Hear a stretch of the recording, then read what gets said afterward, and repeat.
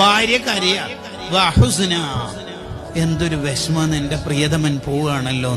അപ്പൊ ബിലാൽ റളിയല്ലാഹു ചിരിച്ചോണ്ട്, എന്താ പണി പറയണത്, ടെൻഷനോ, മരിക്കണേല് ടെൻഷനോ? I am very happy.